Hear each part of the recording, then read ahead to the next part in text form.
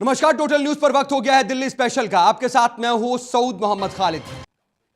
तो ये सीधी तस्वीरें आप देख रहे थे बीजेपी मुख्यालय से, लेकिन अब बढ़ते हैं खबरों में आगे। बात एक बार फिर से महाभियोग से वार की। जी हां, एलजी के खिलाफ महाभियोग लाने के अधिकार की मांग की गई है। विधानसभा के विशेष सत्र में आप विधायक आदर्श शास्त्री ने यह मांग की है। विधानसभा में नोटिफिकेशन पर चर्चा हो रही थी। उस चर्चा के दौरान आप विधायक आदर्श शास्त्री की तरफ से एलजी के खिलाफ महाभियोग लाने की मांग की गई है। यह मांग की गई है कि दिल्ली विधानसभा के पास एलजी के खिलाफ महाभियोग चलाने का अधिकार हो। एक नई तरह की बहस छेड़ दी है आप विधायक आदर्श शास्त्री। बता दें कि द्वारका से आम आदमी पार्टी के विधायक आदर्श शास्त्री 2 दिनों का विशेष सत्र चल रहा है इस वक्त दिल्ली में, और केंद्र सरकार के नोटिफिकेशन पर इस सत्र के दौरान चर्चा हो रही है।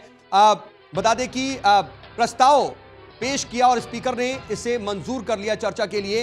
लेकिन इसी दौरान जब विधानसभा में नोटिफिकेशन पर चर्चा हो रही थी, तब द्वारका से आम आदमी पार्टी के विधायक आदर्श शास्त्री ने एलजी के खिलाफ महाभियोग चलाए जाने के अधिकार की मांग की। उन्होंने कहीं ना कहीं एक नई बहस छेड़ दी है, क्योंकि जहां केंद्र के पास राष्ट्रपति के खिलाफ महाभियोग चलाने का विशेष अधिकार होता है, एक बाकायदा प्रोसीजर फॉलो करना होता है, लेकिन अगर केंद्र सरकार राष्ट्रपति के कामकाज से खुश नहीं होती है तो उसके पास अधिकार है कि वो महाभियोग चला करके राष्ट्रपति को पद से हटा सकती है। लेकिन इस तरीके का कोई अधिकार राज्यों के पास नहीं है।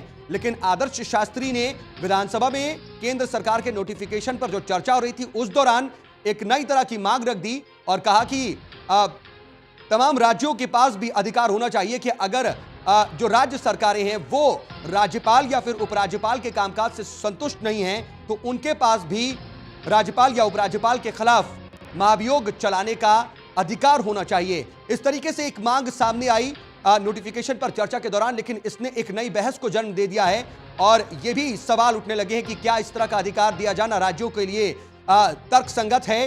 क्या एक संवैधानिक ढांचे के अंदर इस तरीके का कोई अधिकार राज्यों को दिया जाना चाहिए, क्योंकि एक संवैधानिक ढांचे के तहत भारत में कामकाज चलता है और लगातार एक सिस्टम है, उस सिस्टम के हिसाब से ही हर एक को उसका अधिकार सुनिश्चित किया गया है। लेकिन अब एक नए तरीके के अधिकार की मांग की गई है कि अगर राज्यपाल या फिर उपराज्यपाल के कामों से राज्य सरकारें संतुष्ट नहीं है, तो उनके पास यह अधिकार हो कि वो भी राज्यपाल या फिर उपराज्यपाल के खिलाफ महाभियोग चलाने का अधिकार रखें।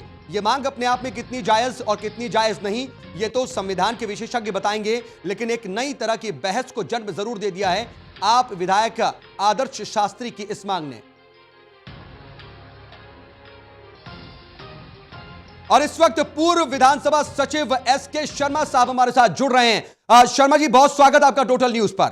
थैंक यू, धन्यवाद। आप विधायक आदर्श शास्त्री ने एक अलग तरह की मांग की है, एक अलग तरह की बहस को ही जन्म दे दिया है।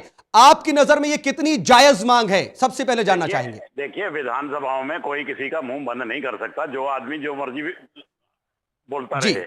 अब अगर वो कहते हैं उपराज्यपाल को इम्पीच करना है, तो मैं आपको बता दूं, सभी विधानसभाओं में लिखित नियम है कि आप राज्य के मुखिया के ऊपर टिप्पणी नहीं कर सकते। ये टिप्पणी कट जानी चाहिए थी, या उसी टाइम उसको रोक देना चाहिए था, या उसकी निंदा की जानी चाहिए थी, भत्सना की जानी चाहिए थी। इसका कोई मतलब ही नहीं है विधानसभाओं में, क्योंकि वो बोलने को स्वतंत्र है। जो मर्जी, जो व्यक्ति मर्जी कुछ भी कह सकता है। एक किसी टिप्पणी से क्या होता है, खबर बनाने के लिए एक टिप्पणी कर दी। इससे एक बात और सिद्ध होती है जी। इससे ये पता लगता है कि हमारे विधायकों का संविधान और संसदीय नियमों के बारे में कितनी कम जानकारी। ठीक है, यह जानकारी कम होने की बात आप कह रहे हैं, लेकिन इस मांग की अगर बात करें, इस परिप्रेक्ष्य में बात करें, तो यह कितनी जायज नजर आती? क्या राज्यों को इस तरह का अधिकार दिया जाना तर्कसंगत है? देखिए, ये अधिकार है कहां? किसी आदमी ने अपने दिमाग से ऊपर से कोई शगुफा छोड़ दिया, तो उसके ऊपर इतनी तो व्यापक बहस नहीं होनी चाहिए। एक व्यक्ति ने सिर्फ इम्पीचमेंट की बात कर दी, क्योंकि एक नया शब्द है और ये किसी खास वर्ग के लिए इस्तेमाल होता है, तो उसको इतनी बड़ी तूल दी जा रही है। इसको इग्नोर किया जाना चाहिए। ठीक है, इग्नोर किया जाना चाहिए, लेकिन बात निकली है एसके शर्मा साहब, और बस आपसे ये जानना चाह रहे हैं हम कि आखिर इस तरह की जो मांग है वो जायज है या नाजायज है? क्या इस तरह का अधिकार राज्यों को दिया जाना ठीक है? ये बिल्कुल बिल्कुल यूजलेस मांग है। इसका कोई औचित्य नहीं है, कोई मतलब नहीं है इसका।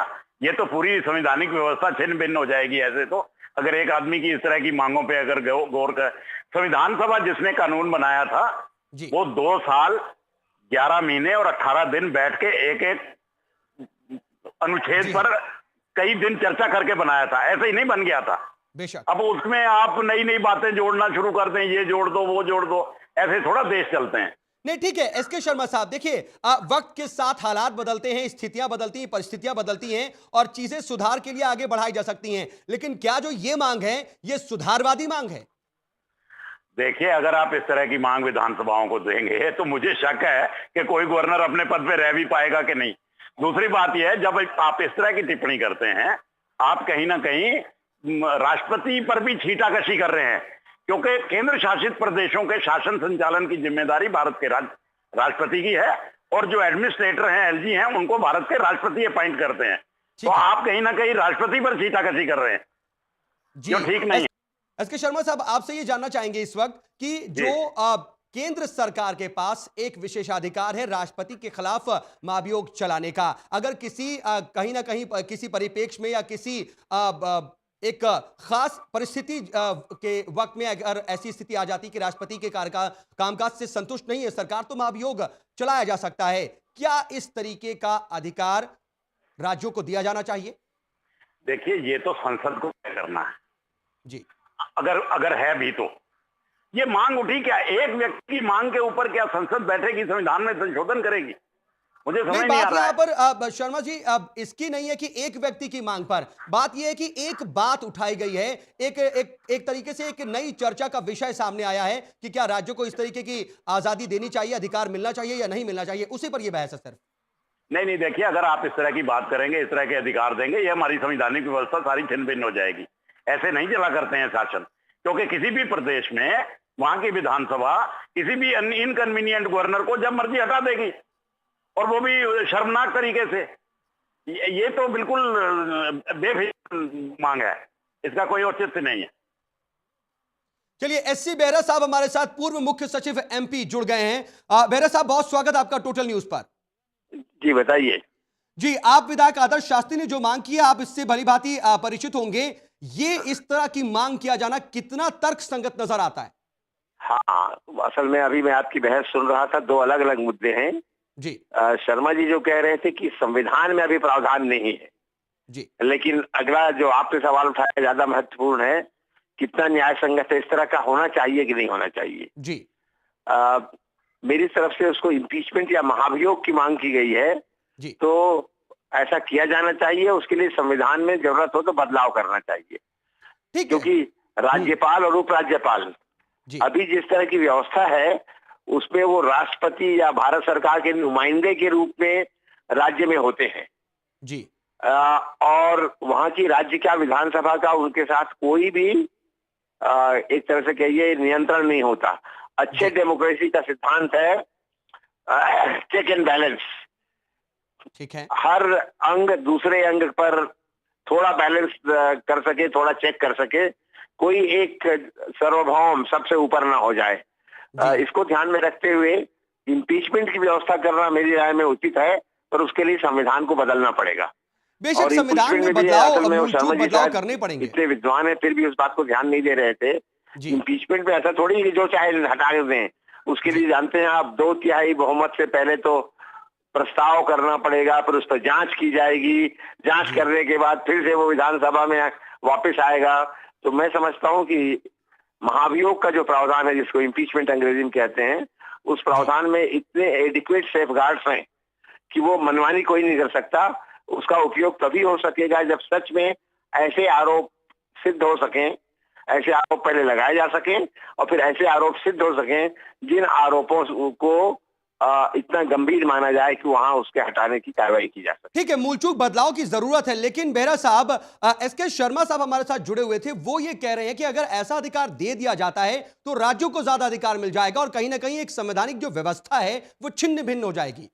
नहीं, देखिए, मैंने सुन लिया है, मैं कह रहा हूँ ज्यादा अधिकार कहाँ मिला।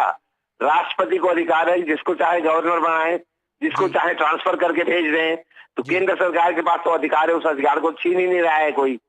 बल्कि यदि आप महाभियोग की व्यवस्था कर देंगे तो होगा क्या कि जब विधानसभा की पूरे इच्छा के खिलाफ, केवल मंत्रिपरिषद का मामला नहीं है, विधानसभा के 2/3 लोगों के इच्छा के खिलाफ कोई गवर्नर लादा गया, तो वो पहले तो मांग कर सकते हैं राष्ट्रपति से कि भाई हटाइए, नहीं हटाते हैं तो महाभियोग होगा।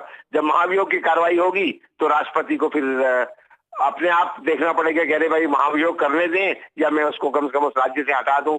मैं कहना ये चाहता हूं कि उल्टा मामला है अभी तो एकदम। एक हम फेडरलिज्म कहते हैं, फेडरल गवर्नमेंट की बात करते हैं, और उस फेडरल गवर्नमेंट में इतना निरंकुश अधिकार राष्ट्रपति के पास है कि जिसको चाहे गवर्नर बना दे, जिसको जब चाहे वहां से हटा दे। आखिर आपने देखा होगा इतनी सारी समितियों ने चर्चा की है कि राज्यपाल की नियुक्ति किस तरह होनी चाहिए, जो न्यूट्रल लोग हों, राजनीतिक लोग न हो। बहुत लंबा मामला, उस पर नहीं जाऊंगा, पर उसको कभी राजनेता लोग लागू नहीं करते। मेरे हमारे साथ इसके शर्मा साहब भी लगातार जुड़े हुए हैं। शर्मा साहब, आपने बेहरा साहब की बात सुनी है, बहुत ही रचनात्मक बात सोची है कि महाभियोग का प्रावधान संविधान में करना चाहिए।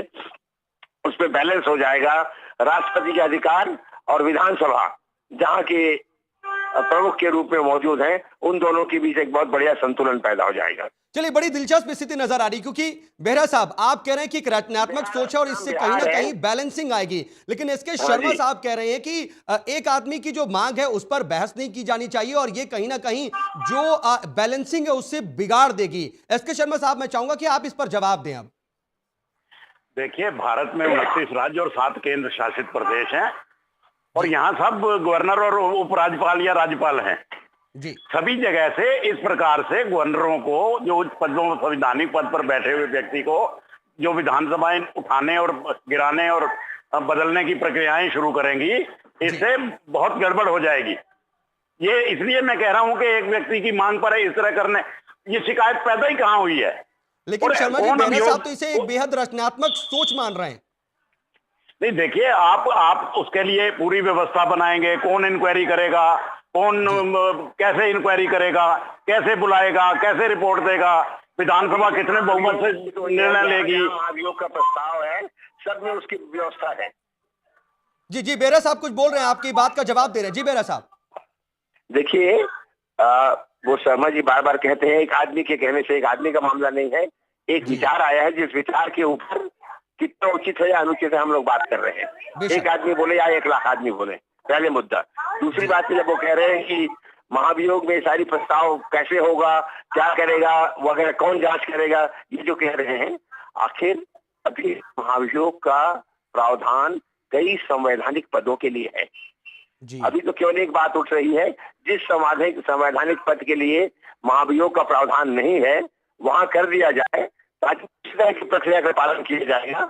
इस तरह की प्रक्रिया का पालन जस्टिस के लिए होता है, चीफ जस्टिस के लिए होता है, और कई संवैधानिक पद है, उन पदों का प्रावधान है, कई का प्रावधान लागू कर दिया है। इतनी छोटी सी बात हो रही है और बहुत अच्छा विचार है, इसको असल में छोड़ नहीं देना चाहिए। इससे कोई व्यवस्था भ्रष्ट नहीं होने वाली है या खत्म नहीं होने वाली है। और मैंने जाकर केवल लेफ्टिनेंट गवर्नर का मामला नहीं, ये तो पूरे में सारे राज्यों और सभी प्रकार के राज्यों के लिए कह रहा हूँ। वो मध्य प्रदेश के लिए भी लागू होगा, हिमाचल के लिए भी लागू होगा, बिहार के लिए भी लागू होगा, कर्नाटक के लिए भी लागू होगा। इस तरह का प्रावधान किया जाना चाहिए।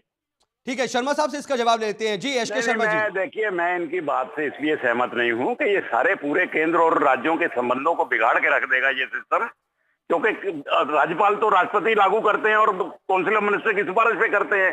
कोई सा प्रदेश उसको जब मर्जी जो इनकन्वीनियंट लगेगा उसको हटा देगा। इस प्रकार का जो एक रिवाज चल पड़ेगा राज्यों में, ये पूरे संबंधों को उथल पुथल कर देगा, केंद्र और राज्यों के संबंधों को। लेकिन शर्मा जी, इसमें मेरा एक सवाल है आपसे, कि अगर कोई व्यवस्था खराब हो रही है, परिस्थिति जन्य, जी शर्मा जी, आप सुन रहे हैं? वक्त के साथ अगर कोई चीज बदलने की जरूरत है, ठीक है, उसके लिए सिस्टम बदलना पड़ेगा, तरीके से ही बदलाव आएगा, लेकिन क्या यह जरूरी नहीं है कि अगर वक्त है, जरूरत है, तो उस चीज के लिए आगे बढ़ा जाए? देखिए, इतना बड़ा हुआ क्या है किसके खिलाफ के उसको कहा जाए बदला जाए? क्या आरोप आया है, क्या इशू क्या आया? यहां पर बात इस चीज की नहीं है कि क्या हो गया है, बात यह है कि एक मांग उठी, उसने एक नई बहस को जन्म दिया। क्या इस तरीके की जो मांग है या इस तरह का विशेषाधिकार दिया जाना चाहिए, इस पर बात हो रही है बस। नहीं, इस पर मैं तो अपने उस पर कायम हूं कि ये जो वर्तमान व्यवस्था जो चल रही है उसमें अभी कोई छेद नहीं आया है, अभी व्यवस्था ठीक चल रही है। अच्छा, वो लागू होने से ज्यादा समस्याएं होंगी बनिस्बत अब के। ठीक है, लागू होने से ज्यादा समस्या हो जाएंगी, इसके शर्मा साहब हमें ये कह रहे हैं। लेकिन बेरा साहब हमारे साथ जुड़े हुए वो ये मानते हैं कि एक रचनात्मक सोच है ये, और एक नई पहले इसमें सोचना चाहिए, विचार किया जाना चाहिए। लेकिन बेरा साहब, आपसे ये जानना चाहूंगा कि ठीक है, आपने कहा कि इस पर आगे बढ़ना चाहिए, लेकिन अगर इस पर आगे बढ़े और इसके लिए एक कदम उठाया जाए तो उसमें कितनी दिक्कतें आ सकती हैं, कितनी चुनौतियां आ सकती हैं, और क्या ये इतना आसान है? नहीं नहीं, मैं तो कह रहा हूँ आसान नहीं है। देखिए, एक अच्छा विचार है, जी अच्छे विचार को लागू करने के लिए आसानी और कठिनाई नहीं देखनी चाहिए।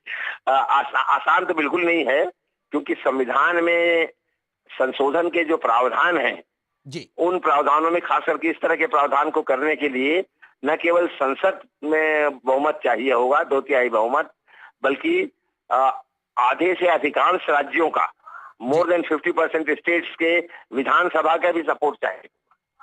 लेकिन मुझे उम्मीद है कि उनसे सपोर्ट मिल जाएगा। असल में आप तो बात को अच्छे पकड़ रहे हैं शर्मा जी। बार बार एक particular individual case, lieutenant governor का केस और एक पर्टिकुलर केस में चले जा रहे हैं। आपने ठीक कहा है, ये एक नया विचार आया है और उस विचार को समझने की जरूरत है।